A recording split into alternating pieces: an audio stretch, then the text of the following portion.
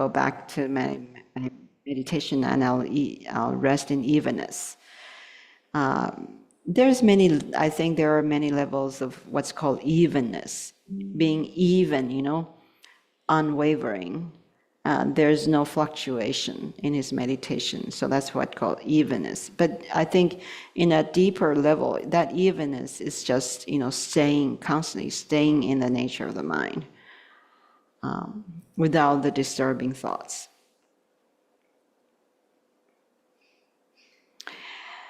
And so to end the story, the hunters replied, "You have said many fine things about happiness, and you certainly have a pleasing voice, but we cannot act in this manner of yours." With this, they went away. So, yeah, it is, beyond what most ordinary people can reach, Even just to understand how he can be that happy is hard. It's really hard to comprehend. But I hope you have, by reading this song, got a little glimpse into what a practitioner, a yogi or a very engaged practitioner can attain. And that is, when we look at this, we see the source of happiness for a Buddhist practitioner is completely different from the sources of happiness of ordinary people. We want food, we want housing, we want clothing, we want friends, we want success in our career, we want stability in our lives. We want companions, relatives, family. All these are our sources of security and happiness, right? But these are fleeting sources. They could come and they could go. Nothing is secure.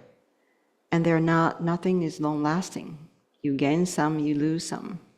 So we are always in a state of being happy, and then being unhappy, and then unhappy again, and then happy again. Little things can make us happy. Some other things make us unhappy. This and that. Our happiness is always depending on external conditions. It's very rare that our happiness comes from our own self, our own mind. It's very rare. How do we become happy because our mind is just happy? How do we do that? How do we do that? That's the question we want to ask. How do we become happy just because we look at our mind and then all of a sudden we're happy? Well, it takes meditation, it takes practice, and we'll get there. Just like Milarepa said, do what I do and you'll get it,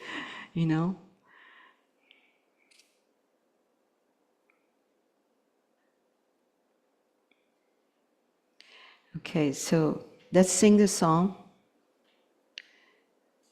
And we'll use the same melody as we did for last year's teaching, on the songs of renunciation. So the melody is a little bit a little sad, a little melancholy, a little, not a kind of happy, chirpy kind of melody, unfortunately. But that's the melody I'm most familiar with. There are other melodies, but I get messed up, so we'll stick with that one from last year. It was composed by His Holiness Karmapa. And of course, we'll sing in Tibetan because, it's like I said last time, it's the language that Milarepa used. It's, these are the exact words that he sang, it's the language he used when he sang. So singing in the same language that he sang has a lot of blessing, I think. And you can always read the translation as you sing. So let's try it. back to page 3.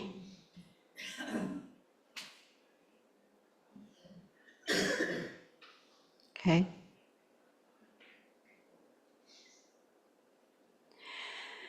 Hoi jian zhen jie ma bei sha la zhu se de lo ye tong bai qing ge lu cha ga da su ma zong wu ma zong ye zong ze na Pegi nan jo de ba nga do ge se de le da ne zo ve sang ge ju ba la o na sa we bo chong de Deng na ba be xing re de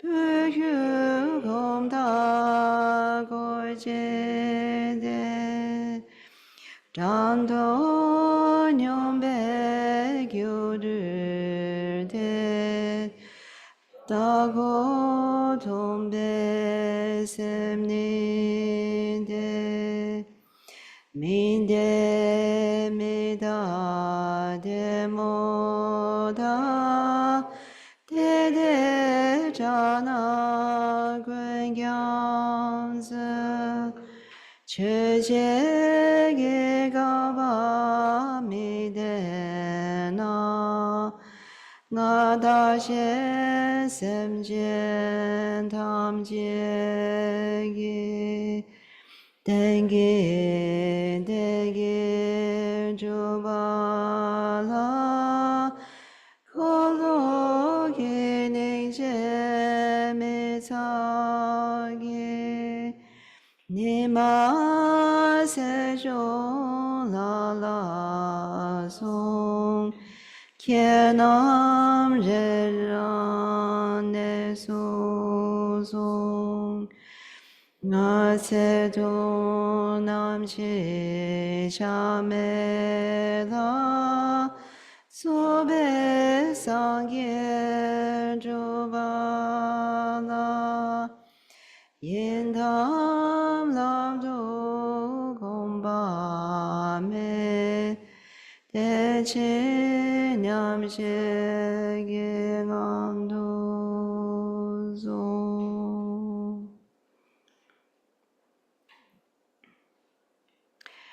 Okay, let's look at the next song. So from now on, it's all the songs are from the 100,000 songs of Milarepa. The 100,000 songs are figurative. You know, the book does not actually contain 100,000 songs. But in Tibetan, it's called gubum. You know, 100,000 songs, literally. But it's just kind of figure of speech, you know. And so this is from chapter 6 of the book. And the title is Gyambin Sky Fortress. So this happened in that place. And this is only one of the songs, one or two of the songs from that chapter. There are many songs in each chapter. So the story goes, the Jizu Milarepa went from Ragma to Gyambin Sky Fortress. Some benefactors of Chotang came to meet him. After several days, many came again. They asked Jizun, "Are your body and mind well?" inquiring after Milarepa's health. In reply, he sang this song of realization. It's interesting that the people would ask him, how's your mind? I mean, of course we know there's no problem with his mind, right? And his body, like he sang in the previous song, no problem. I'm not cold, I'm not hot, I'm not hungry, I'm not full. I'm always happy, I'm always in a state of, comfort. But of course, people don't know because he doesn't like to reveal that. He would appear to them like, oh, so skinny, I'm about to fall over, no food and all that. So they're concerned. So they would say, how's your body? Are you healthy? How's your mind? Are you not crazy? Something like that. So anyway, there's, in the Commoning 3-year retreat, we had a cook, and he liked to, whenever we would run into each other, not just me, other people as well. When he runs into other people in the retreat facility area, and we usually say, "How are you doing?" It's just, "How are you?" And his question is not "How are you?" He would say, "How's your mind?"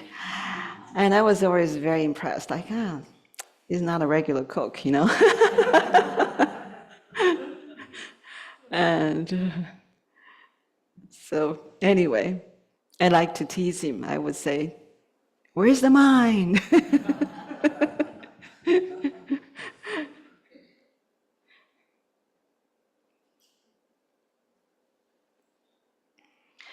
Anyway, so then let's look at what Milarepa said. So he's saying, "I bow at the feet of the noble Guru." So that refers to Marba. "In this place, an isolated forest without any humans, Milarepa's meditation feels so good." So here again, he says, I'm all alone, but I am really, really, happy. I feel very good. My meditation is going very well. I don't need to see anybody. My sitting and walking without cleaning feels good. So, whether I'm sitting in meditation or sitting just doing nothing, who knows, because his state is already beyond meditation. He doesn't need to meditate. He's always in meditation already, no matter what he's doing. And so even when I'm walking, he says, I don't have any clinging. My mind is not grasping onto this and that or the other thing, It's always resting in its own natural state. So it's without any clinging. So that feels really good. I'm happy. And then he says, my illusory body, free of illness, feels good. This sounds like very much like the previous song, yeah? And so we talked about the illusory body already in the previous song. Because he's realized the body is illusory, so he's completely free of illness. My sitting without any sleep feels good. He does not sleep, apparently. He's sitting all day. But, he does not feel sleepy. He's always feeling good. Doesn't need to drink coffee or tea to keep him awake. He wouldn't have anything to drink anyway, anything like that. My concept-free samadhi feels good. So concept-free meaning, in his samadhi, because it's so profound and so deep, that there are no thoughts when he's in a state of samadhi, in a state of deep meditation. Samadhi means deep meditation. It's not just regular meditation, it's deeper than that. In which the mind is already transcended thoughts and concepts. It's in a state where there's no thought, but it's beyond no thought. It's not like he's saying, oh, good, I have no thought, good. That itself is already a thought, right? But it's beyond even the state of feeling that there's no thought. It's because that state is beyond there being a self that can produce thoughts. So because there's no, in that state, there's no self, there's no thought or concept can possibly arise, because it takes someone, for someone to give rise to a thought, there has to be someone who is giving rise to that thought, right?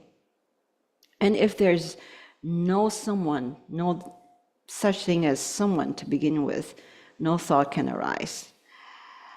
Because that state of being no self, that state of being there being no someone, that someone being myself, in that state, it's already transcended subject and object. When there's no subject, there cannot be object, because it takes a subject to feel that there's an object. So when there's no object, which is that thought that there is I, then there cannot be any object. The object in this case being the thought of this and that and the other thing. So that's what he's saying here. So it's concept free. There's no concept, there's no thought. Because in my samadhi, I have already transcended there being a subject, and therefore there's no object to be thought of. And that feels very good. And we would think, oh, that's scary. Why would it feel good? That the state of being no self, oh my gosh, I can't stand the thought of being no me. We would think, what, there's no me? That's scary, But from someone who's already experienced no self, he says, it feels absolutely good. All the time. Absolute good. Really, really good. So fear not. Some friends have told me sometimes they get into the state of meditation where they don't have a sense of self, and they start to panic, like, oh, I have to have this self, to make me feel grounded, like I'm here, I think that it's a misunderstanding, of there being no self as having lost the identity of the self. It's not like that. It's not that you have lost something, that you are in a state of like there being nothing, nothing to hold on to. It's not like that. And so I think there is some misunderstanding to have caused that fear. Anyway, back to this. My chandali free of chill feels good. Chandali in Tibetan is dumo. You might have heard of the expression dumo, which is inner heat. So apparently Milarepa practiced inner heat, the kind of yoga that produces heat in the body naturally, because the body naturally can produce heat. That is another reason why, besides the reason we mentioned earlier, that is another reason why he doesn't feel cold in the coldest mountains, in the Himalayan mountains. Because he has inner heat. So here, that's the reason why he says, my chandali free of chill. And that feels very good. My austerity free of dejection feels good. He was completely fine with his austerity, his seemingly very hard life, was fine. He did not feel that is something that he needs to break away from and to get away from, It was very good. The harvest that is free from toil feels good. The harvest here means the fruition or the result that from practice, from meditation that he's attained, which is Buddhahood, because he attained Buddhahood in one lifetime. But he says, I attained it. I made that harvest free from toil. It's not like a exerted myself to have gotten here, you know. And you would ask, no, of course, he went through so much hardship, you know, all that austerity, all that lack of food, lack of comfort. Why did he say it's free from toil? What he means is that all those seemingly difficult conditions, to him, was not a hardship. It was a source of happiness, like he's been saying in these songs. All these conditions that seem very difficult for us if we were to do it, to him it was exactly why he was so happy. He had nothing to worry about. He didn't have to worry about food. Having no food was just fine. And having no friends, having no shelter, no heater in the room, you know, that was just exactly why he was so happy, because he did not need to depend on any external sources. He was just fine the way he was, as he was. That's why he was so happy. And that's why he said it was no sweat. You know, I didn't have to go through any hardship, because those are not hardships, you know. So I have gained this fruition free of hardship. I didn't have to work very hard. That's what he was saying, in my understanding.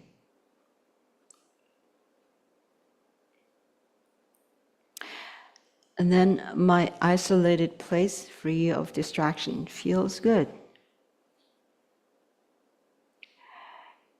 Distraction was what he did not like, you know, so he was constantly moving. He moved from one place to another. As soon as people found out where he was and wanted to come and make offerings and talk to him and see his teachings and instructions, and they gathered, it was a distraction he didn't like. He wanted to be away from all these distractions so that he can continue to meditate. So in an isolated place, he feels very good. This is the state of my body, he says. So far, this song concerns how, you know, everything around his physical environment, his physical body, and all that, you know, everything is good, he said, is good, I'm happy. And beyond happy, really, you know, beyond the kind of happiness we can imagine. The kind of bliss the realized master experience, I think, is completely beyond what we can imagine.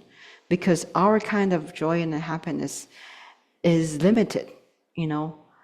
We can be so happy. We can only be so happy, you know, and that's all we can be happy. Our happiness is just so much, because, like I said, it depends on many conditions and causes. And when those causes and conditions gather, we're happy, you know. And when we lose those conditions and sources for happiness, we suffer, you know, we're unhappy. Because our happiness and our suffering is all based on those causes and conditions. Whereas people like Milarepa, their source of happiness is completely depending on their own self, not anything outside of themselves. And to be more specific, like I just said, it's because of their own meditation, their own practice, their own realization. And because of that, it cannot be taken away. It's always there. Nobody can take it from them. And it can never be lost. And it can never fluctuate, because it's always there. Because your mind is always with you. You're never without a mind. And that mind is the source of their bliss and contentment and comfort and bliss and joy. So it's vastly different from what we experience. And that kind of joy no worldly joy can compare. No, nothing compare with that kind of joy. So that is why he says, no, you don't understand. I don't need to talk about it. In the last song, Okay, so.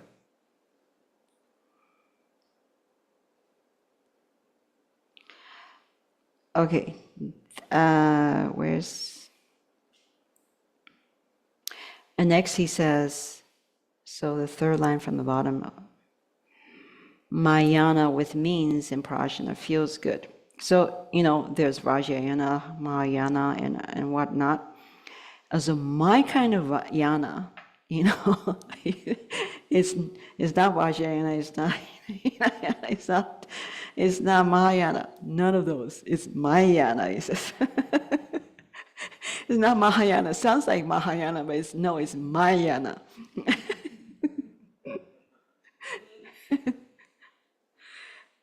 Okay, so Mahayana with means and prajna feels good.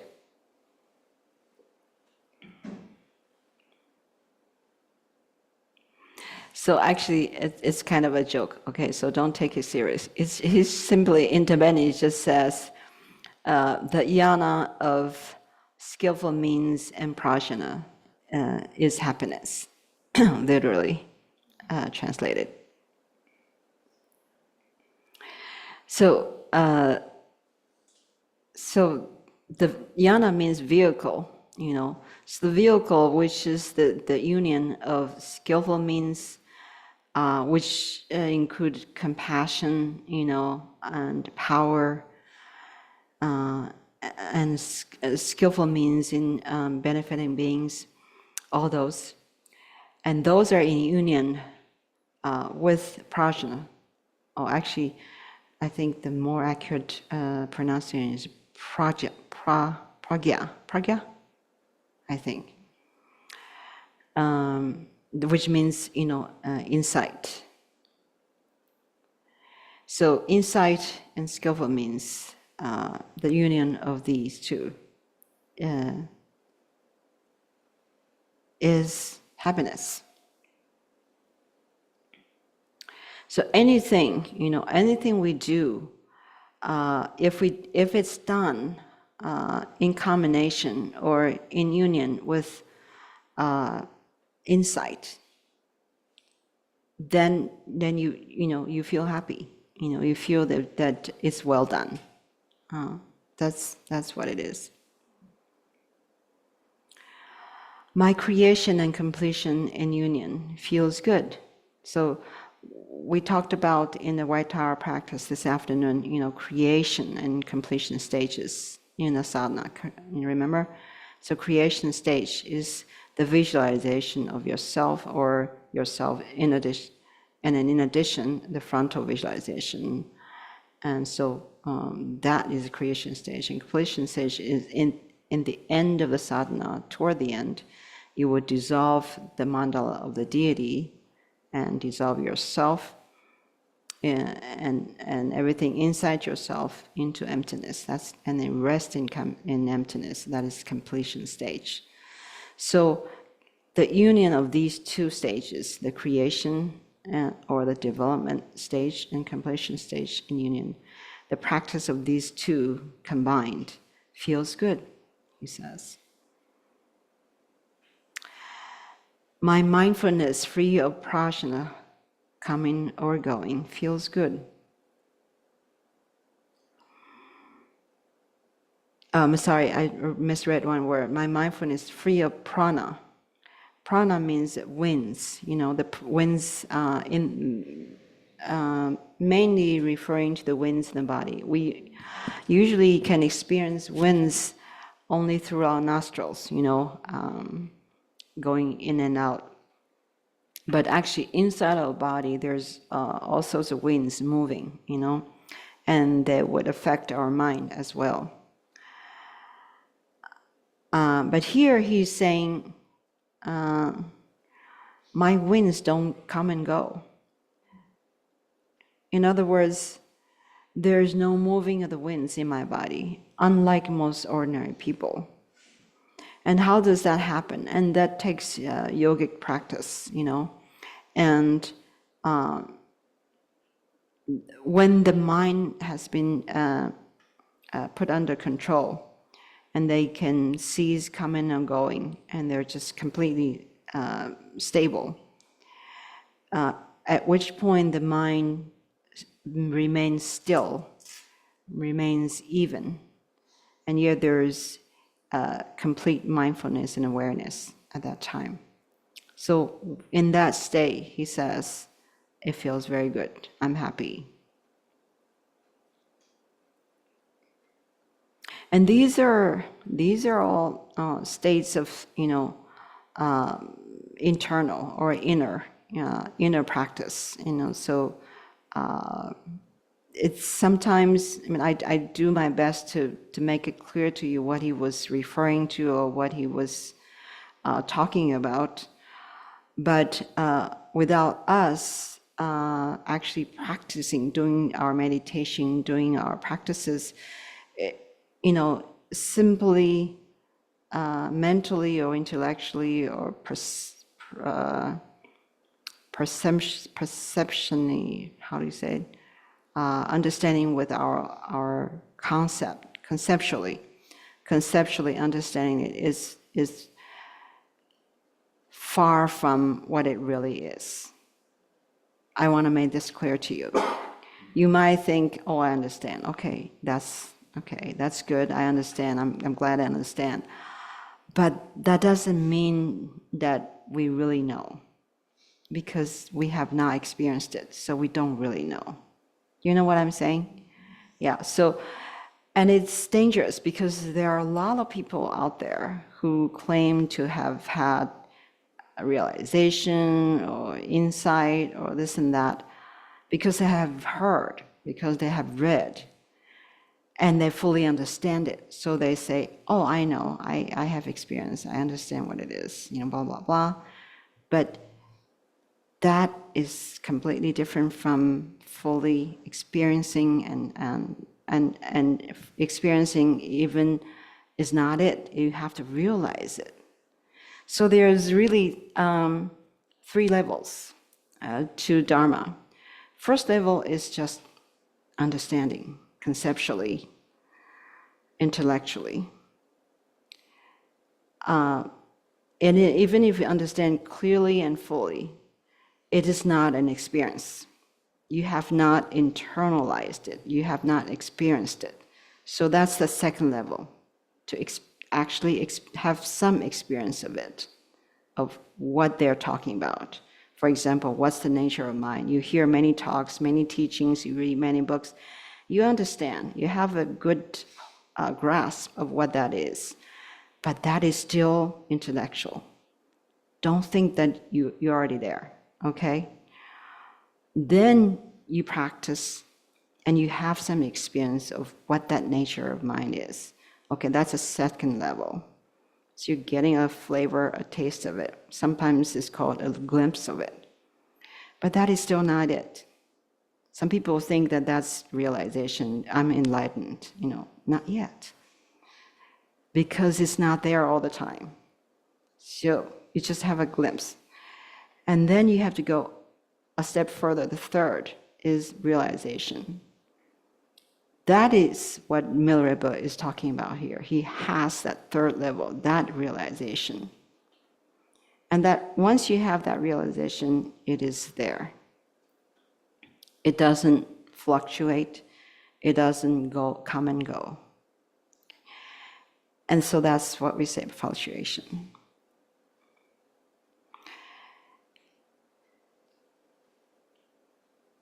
Okay, so, all right. Next, he's saying, my silence without friends to talk to feels good.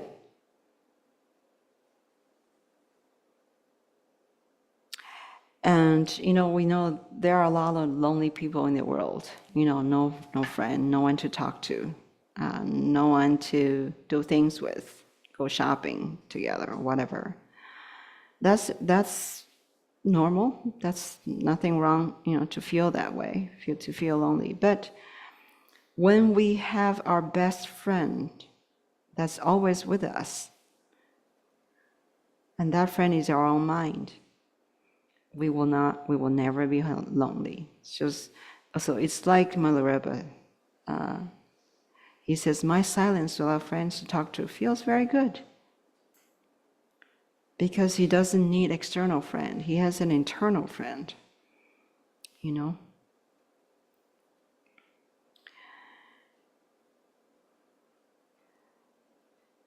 So then he sings, this is the state of my speech. No, because it has to do with silence and things like that. Then finally, the state of his mind. He sings, my view that is free of identification feels good. This is a little hard to understand. Identification in Tibetan is in ngazong. So ngazong mebe dawa. So the view that that is free from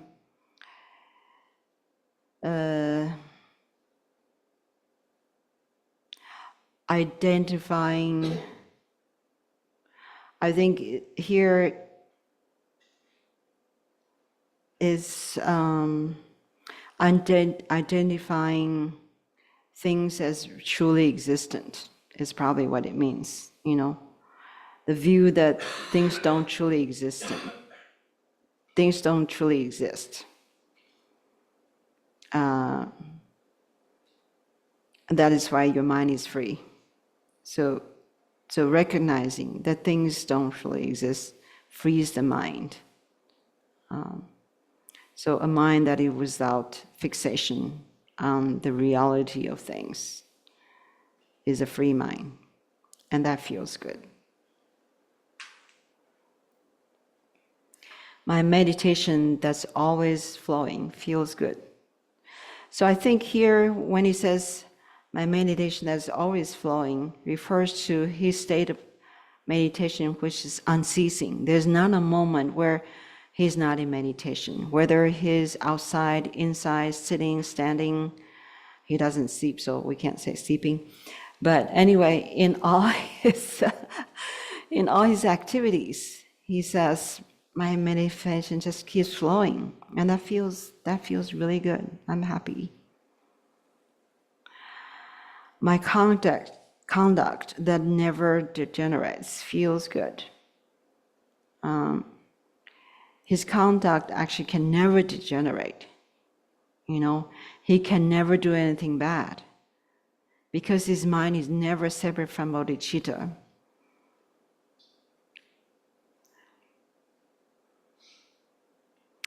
My fruition without hope and fear feels good. The realization, you know, the fruition means the realization that he has attained. But that realization is the realization that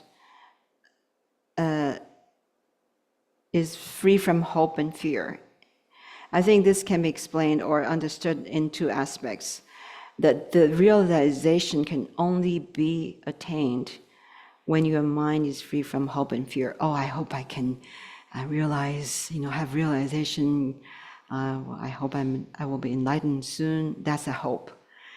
And then one day you have a good experience, and it's like, oh, I hope this doesn't go away tomorrow, or I hope it gets better tomorrow. I hope tomorrow it'll come back. And that's fear, you know, hope and fear. If you're always in that kind of hope and fear state of mind, you will never be enlightened. So fruition, because fruition is free from hope and fear. And if you wish to attain the fruition of freedom from hope and fear, you cannot attain it with hope and fear. So you just have to just keep working on it, keep meditating and practicing, and it'll naturally be there. And when you're there, it's naturally a state that is naturally free from hope and fear. So maybe it can be understood in these two aspects. And so he says, this is the state of my mind. I think time is almost up, but we'll try to finish this song. Unchanging, non-conceptual luminosity feels good. Again, this is a natural state of mind. The mind is luminosity. The mind is luminosity. The mind is non-conceptual. The mind is unchanging. It is, it does not go from being dark to luminous. It does not go from being conceptual to non-conceptual. It's not like that. It's always been, has never changed, always been and always be non-conceptual and always been luminous, whether we recognize it or realize it or not. And that feels so good. Great bliss in perfect purity of space feels good. Great bliss, as we said many times, is the mind itself. The mind is luminosity. The mind is non-conceptual, as in the previous sentence. Now here it says great bliss, so the mind additionally is also great bliss and is also perfect purity. So in that space, the so-called space is no space, actually, beyond space. But anyway, we call it space. That feels so good. Then unceasing manifestations in the expanse feels good. The expanse, again, the expanse refers to the mind. So there's many, we can kind of say, quality or aspects of the mind, but it doesn't, really have like 1, 2, 3, 4, 5, kind of you can divide into this and that. It's all one. So we kind of say aspect, but it's just all in one. So here he's saying there's another aspect of mind, which is what we call the expanse, because there's no limit, there's no scope of the mind. How large is the mind? Is it equal to space, or is it beyond space? You can't measure it. You can't say it equals space. You can't say it's beyond space because it's beyond measurement. And we can only, in our kind of expression, say it's just the expanse. That's referring to the mind as well. And in that expanse, there's unceasing manifestations. So that means that in that expanse, or you can say in that luminosity, or in that emptiness, or in that great bliss, whatever you call it. Anyway, maybe it's just to simplify, in that expanse, there can be myriads of manifestations, such as all sorts of forms, sights, sounds, colors, you name it, This short little tune of feeling so good is just my experience put into song. So everything he sings, of course, comes from his own experience. It's not something that he simply understands intellectually. Everything he sings comes from his own realization and experience. With view and conduct joined together, henceforth, you who strive forward awakening, whenever you practice, do it like this. So he's encouraging these people, don't just have the view, don't just understand what I'm saying. You need to actually practice it, carry these views into your practice, into your conduct. And then you'll get there, you'll be awakened. So do it like I said.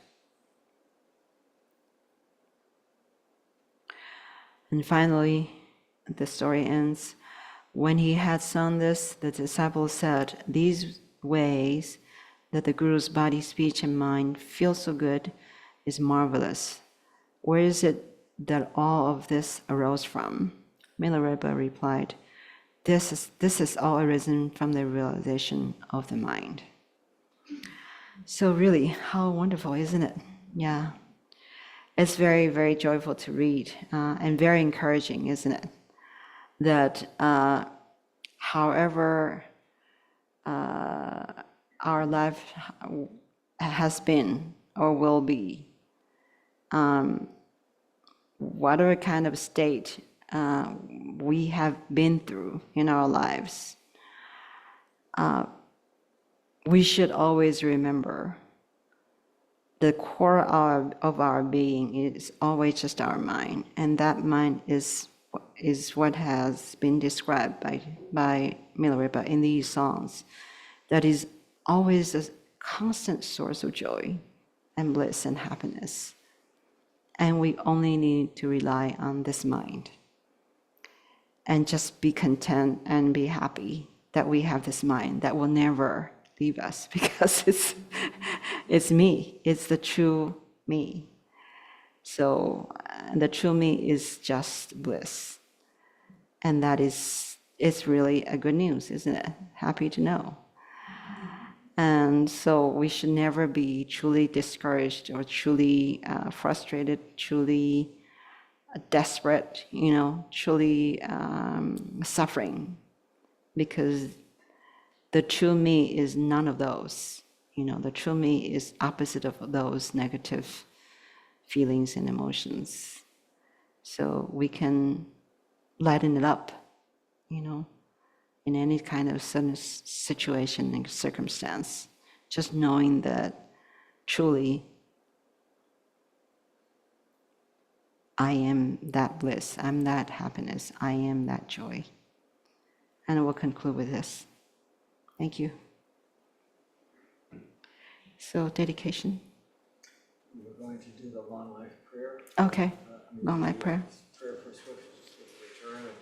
Yes, I don't think I can find it quickly. Could I have a copy?